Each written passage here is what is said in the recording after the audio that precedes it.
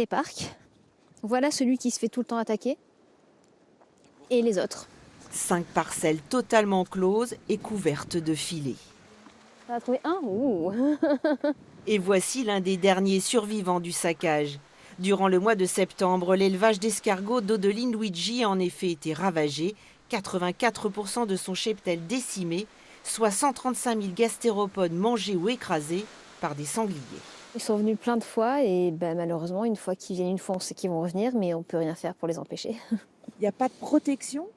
Il y a le grillage plus les fils électriques, mais pas assez puissants. Il va falloir tout refaire en plus costaud, quoi. Septembre est le mois de la récolte. Odeline s'est donc retrouvée avec une très faible quantité d'escargots à cuisiner et à vendre. Ainsi, elle ne fera que 2 marchés de Noël sur les 12 prévus et n'a que peu de stock pour les restaurateurs.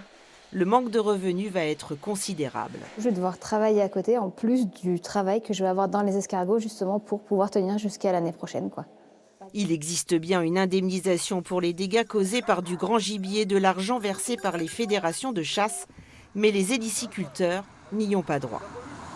La loi est très claire sur le sujet, c'est que les chasseurs sont responsables des dégâts qui sont commis par la grande faune qu'aux cultures. Ça montre que cette loi est devenue complètement obsolète et qu'il serait grand temps de la réformer. On n'est pas reconnu, pourtant on paye des cotisations comme tout le monde, hein, mais vu qu'on n'est pas assez pour être représenté, on n'est pas reconnu en fait, tout simplement. Pas d'indemnisation, pas d'aide non plus pour construire les futures clôtures enterrées. Odeline va devoir se doter d'un gros courage pour sauver son élevage de petites bêtes.